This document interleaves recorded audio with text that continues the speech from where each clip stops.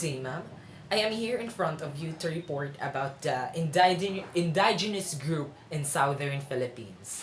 And for my report, we are going to travel around the vibrant culture of indigenous group of Subanen. And as you've seen in this side over here, you've seen the map of the southern Philippines, which is the Mindanao. So this colored orange, it is labeled as the Subanen territories. Particularly in the places of Misamis Occidental, Zamboanga del Norte, Zamboanga Sibugay, Zamboanga del Sur, Zamboanga City, and Basilan. These are the mga territories of Subanen. So, Subanen is also spelled Subanon, or an indigenous group native to Zamboanga Peninsula area, mainly residing in the mountainous regions of Zamboanga del Sur and Misamis Occidental on the island of Mindanao, Philippines. They are known to speak Subanon languages. So, as you've seen earlier from the picture, so Subanen are natively in Zamboanga Peninsula and mainly residing also in Zamboanga del Sur and Misamis Occidental and the mountainous area of the region. So, Sobanen are from the island of Mindanao, and they also speak the language of Subanon language. And historically, the Subanen people are believed to be among the first inhabitants of the Zamboanga Peninsula. Over time, the successive waves of migration from the central Philippines, they have retreated into the interior regions, where they now live alongside rivers. Currently, there are over 175,000 Subanen people inhabiting these areas. So, historically, Subanen peoples are the inhabitants. So, sila ang ginaunhan gadyong mga tao sa Zamboanga Peninsula. And as time goes by, from the successive waves of kanang daghan ng mga migrate sa Central Philippines, so ni-retreat sila sa interior regions where nagpuyo na lang sila sa alongside rivers also. And as I've researched currently in Subanen people sa adto nga area, there are 175 people inhabiting those areas that I've said earlier. So, the Subanen community is for its rich cultural past, which is reflected in their contributions to Mindanao's history. However, like many indigenous communities, the Sumbanins have faced marginalization. Efforts are being made to empower the Subanen people and preserve their cultural heritage. So, as we all know that indigenous group in the Philippines has mainly faced several challenges. Especially, ay mainly sa ilahang mga preserving their cultures, traditions, because now there are what we call marginalization. So, ang Subanen community is not just it's not just an indigenous group, but also they have their rich cultural past where they giila sila as what they are as an indigenous people, murag as where this sila na ila for their rich cultural past nga nag-reflect sa ilahang contributions sa Mindanao's history. But as I've said earlier, that indigenous group faced several challenges. And Subanen people have faced, one of the indigenous group, Subanen, also faced marginalization. What is marginalization? So, marginalization, it's like treating the group though they are insignificant or isolation or disempowering them. So, as you've heard, marginalization is like mura bitaw gi-degrade or murag wala nagi pahalagahan bitaw ang indigenous group, and murag kuan na sila empower disempower na ang Subanen. But from the efforts of their mga ancestors, The Subanen people preserved their cultural heritage through murag ilahang tudlo sa ilahang mga kabataan, and as well as wala pud nila kalimti ilahang past, which reflect to their identity as well. So I've researched kanang 6 categories of their culture, of the Subanen culture. The 6 categories of Subanen, namely houses, food, clothing or attire, language, education, and religion. So let's start with houses. So the houses of the Subanen group are typically built using traditional materials and construction techniques that are adapted to the local environment. These houses are often raised on stilts to protect against flood and pests. The structures are made of bamboo, wood, and thatch, with walls woven from bamboo strips and roofs covered with cogon grass or palm leaves. The houses are designed to be spacious and open, with large windows and elevated floors to promote ventilation and provide relief from tropical climate. Inside, the houses are divided into different areas of sleeping, cooking, and communal activities. It is reflecting the Subanen's traditional way of life and close-knit community values. So as you've seen, the houses of the Subanen people, it's more like murag nara sila pagka pareha-pareha sa uban nga indigenous group, which is reported from the other groups sa Central Philippines and Northern Philippines. So, but ang ilahang difference is ang materials nga gigamit, like mga bamboo, wood, and touch. Though naasad sila gigamit nga bamboo, mga woods, and touch, but ang kani is more like mura na jud siya porma na bitaw siya nga bay gajud kay ang ilahang bay is more like mura nag Filipino gajud nga kanang same sa ato nga lain ang sala, laing kwarto, laing kananan, mura gana na ba ang sa Subanen houses.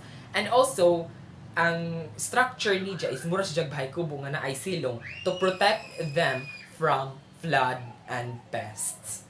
Mauna ang kuan nila kanang houses. And also sa design sa ilang houses katong different areas sa katugan, sa kananan, and also sa receiving area sa communal activities, it's also di ra kay design but also it is reflecting their traditional way of life nila sa ilahang daily life as a indigenous people of Subanen community.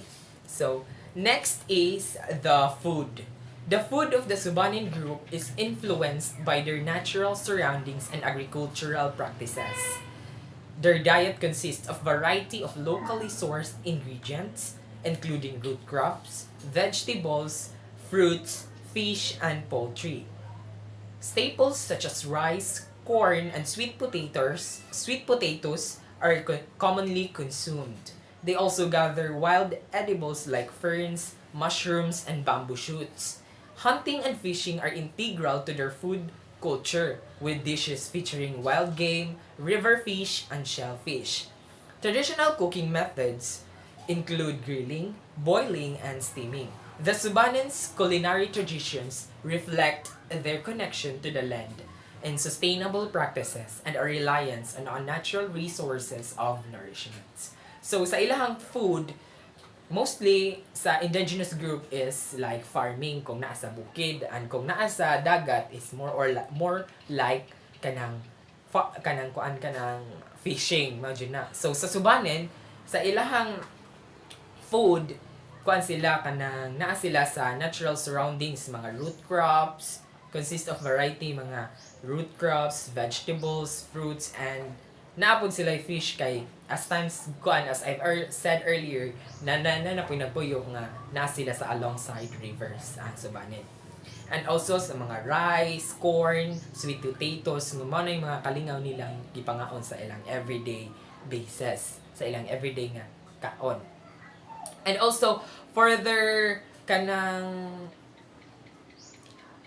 traditional way of cooking methods nag-include siya og grilling, boiling, and steaming. It's not just kanang mauray makaya nila, but also sa ilahang kadto nga traditional cooking methods, they are reflecting their connection to land. Maunang ang ilahang kwan is grilling, boiling, and steaming. For they also practice sustainable on reliance on natural resources of nourishment. So murag they are their traditional way of cooking is more like kanang nagkuan yam siya nag-prevent siya sa cause of climate change kay for sustainable practices and ilang connection jud sa land, which is their provider of their needs. Mo na ang food sa subanen. Next category is their clothing and or attire. The clothing or attire of the Subanen group is characterized by its vibrant colors, intricate patterns, and traditional craftsmanship. Both men and women wear distinct clothing that reflects their cultural identity. Women typically wear a loose blouse called inabal or sinulog, which adorned with colorful geometric designs woven into the fabric using traditional backstrap looms. And they pair it with a wrap around skirt called malong or tapi, which is intricately patterned also. And for men, often wear a traditional loincloth called bahag, complemented by a short or jacket. Accessories such as beadwork, metal jewelry, and headgear made from feathers or woven materials are also significant elements of their attire. The Subanen's clothing not only serves as a form of personal expression, but also represents their cultural heritage and artistic skills passed down through generations. So as we all know that all indigenous people in the Philippines has their own unique clothing or attire. But sa Subanen people, ilang clothing or attire was characterized by the vibrant colors nga naay pattern for sa ilahang mga traditional craftsmanship also sa ilang kuan. Both men and women nagsuot og distinct nga mga sinina which reflect to their cultural identity and rich cultural history. Mao na sila nag-reflect pud ilang gisuot sa ilahang identity. And also for women, nagsuot ang typically nga gisuot sa men is loose blouse, kanang murag laylay nga blouse, and that is called inabal or also called sinulog, with colorful nga geometric designs using traditional backstrap looms. So mo na siya giparisan siya og skirt or sayal nga gitawag og malong or tapi, which is also gikuan na gihapoy pattern kay dito man which kuan man kanang giila sila adto man sila giila as their cultural identity. And also for the male, nag-open ang ilang suot, ilang traditional suot is what it's called bahag, complemented by a shirt or pwede po og jacket. And also accessories is kuan po nila napod sila gisut nga mga accessories na significant pod sa ilang attire kay mauman ilang identity as an Subanen people. So ang Subanen nga clothing or ilang panuot is di ra siya for personal expressions. It also nagrepresent sa nila kung unsa sila as a Subanen community. Nagreflect sa ilahang rich cultural history, sa ilahang pagka-artistic, para sa mapasa sa generations to generations over time, para dili mawala ang ilahang rich history, para ma-preserve. Mao na ang kuan sa clothing or attire sa Subanen people. They were identified through their attire as well. Not just sa uban nga aspect, but also sa ilang attire. Sa ilang unique costume or clothing. Mana sa clothing sa Subanen people. So next is the language. The Subanen group has its own distinct language known as Subanon or Subanin. It belongs to the Manubo language family and is primarily spoken in the Zamboanga Peninsula area, specifically in Zamboanga del Sur and Misamis Occidental provinces. So, the Subanen language is rich in cultural and historical significance, serving as a means of communication and preserving their oral traditions, folklore, and ancestral knowledge. So, it is characterized by its unique phonetics, grammar, and vocabulary, reflecting the Subanen people's deep connection to their land, environment, and cultural heritage. Efforts are being made to preserve and promote the Subanen language as it plays a vital role in maintaining their identity and fostering community cohesion. So, ang language sa Subanen is the same ragyapon sa name sa ilahang kuan, which is Subanin or Subanon. Nabilong ang ilang language sa Manubo family, which is mostly spoken in Zamboanga Peninsula area, particularly sa Zamboanga del Sur and sa Misamis Occidental nga mga areas. And also, ang ilahang language is not just it's not just language na jud. It's also rich in their cultural and historical significance. It serves as, of course, serves as a communication in order for the community to understand each other.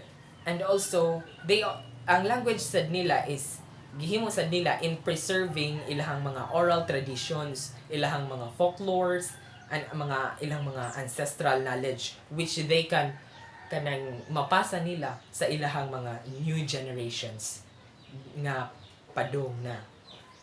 So, ang ilahang language also is characterized by kanang napod sila unique nga mga phonetics, grammar, vocabulary nga nagreflect sad sa ilahang connection sa people sa Subanen. And also connection sa people as well as sa environment, sa land, and sa ilahang cultural heritage. As time goes by, the language of Subanen is effortlessly preserved, and they also promote it by using it in their daily lives in order to maintain their identity and also for fostering sa ilahang community understanding as well. So, ang example sa ilahang, example sa ilahang language. Like, for Subanen language, sa Subanen, ang ilahang tatay or sa atua tatay, sa ilaha is ama. Ang atuang nanay is ilaha ina. Ang atuang kapatid is ilaha manong. Mo na ang mga examples sa ilahang languages nga nabilong sa Manubo family language. Mo na ang language sa Subanen people. Kasabot ba? Did everyone understand? Or so I think nasabtan naman to because it's very understandable. So next is the education. So the education of the Subanen group has faced challenges due to various factors such as geographical isolation, poverty, and cultural barriers. Historically, access to formal education has been limited, resulting in lower literacy rates among the Subanen population. However, in recent years, efforts have been made to improve educational opportunities for the Subanen people. Non-governmental organizations, government initiatives, and community-led programs have been established to address these challenges and provide educational support.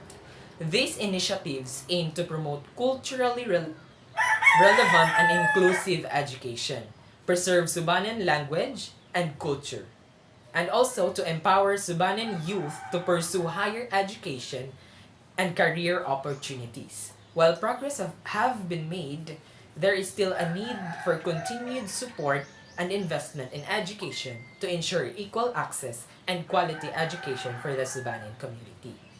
So as sa una, ang education sa Subanen has really faced various challenges such as mga geographical isolation sa ilang kalayuon sa ilahang area, poverty, and also the cultural barriers kaya hindi makasinabot sa mga culture.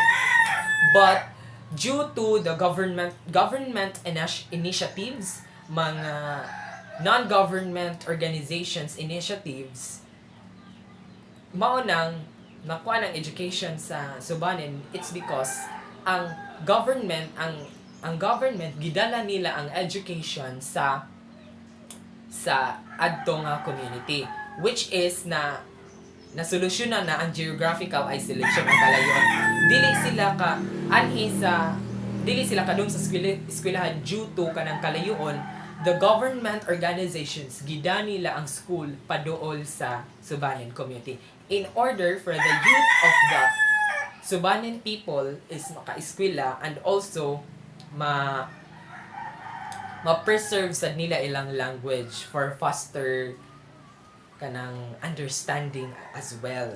And also, so since may initiatives ang government and the non-government organizations pod, mo nang ang Subanen youth is they can pursue their higher education for career opportunities. Di lang sila magsalig na nga ilang daily life. Though I never said that kanang mali bitaw ilang gibuhat or di siya sakto kanang magpundo ra kadiha nagkuan na kana. Though still makuan nagyapin na, but ato alam mo ikuan ang freedom sa mga children kung gusto silang eskwela, kung gusto nilang manarbaho sa laing kuan, di lang sila magkuan sa ilang base. Mag-support man gyapon sila sa community nila kay as we all know that Subanen people are very kanang united man. They are not just kanang gihunahuna nila ilang kaugalingon but also for their co-communities as well. So mao nang makasik sila higher education and career opportunities for them to ensure the equal access and the quality education sa Subanen community. And by that, we or the government has an effective kanang program which led ang Subanen community kan progress og sakto dili lang kay mga ang sila may uban og way ani wa sila makuha kung kuan ilang mga kanang mga tanom wa sila makaon mo nang for alternative nga solution mo nang makatrabaho na sila knowledge about nga they can kuan pursue nga mo trabaho na sa for their freedom of kuan pod kanang choice mo to ang education sa Subanen. And next is the religion. The tribe has no religion, although it is believed that they had a holy book at one time. In marriage, the parents of the man look for a woman he will marry, and both sets of parents set the wedding date. Polygamy and polyandry are practiced, but separation is not allowed, nor is marrying nearest relatives. When a couple wants to have only one or two children, the wife, after giving birth eats an herb called binayan for birth spacing. She eats 2 herbs, and if no more children are desired, she eats more. So for the indigenous beliefs of the Subanen include veneration of a supreme being called Diwata, Migbibiya. Today, the Subanen people have adopted either Islam, Catholicism, or Evangelical Protestantism. The last particular among the Subanon in Lapuyan, Zamboanga del Sur. So, ang religion sa Subanen people is wala sila'y religion, but naa sila'y gituuhan ang ilahang holy book nga in marriage ang parents sa laki maoy mangita og bae nga ijahang mapakasalan, and also ang both parents maoy mag-set sa wedding, dili ang katong ikasal but ang parents. And also ila pong gi-practice ang polygamy and polyandry. What is polygamy and polyandry? So, polygamy it means the husband could have one or more wife, and while polyandry means the wife could have multiple husband. So, murag, kung na si Jack ka ng, kuan ba, bali-bali, ang polygamy is for boys, and ang polyandry is for girls. Mana siya. Ang polygamy is ang laki pwede magdagag asawa, while ang polyandry is daghan pwede magdaghan og bana. Mao na yung gi-practice nila sa ilahang community, sa Subanen community. But ang pagbuwag is dili allowed.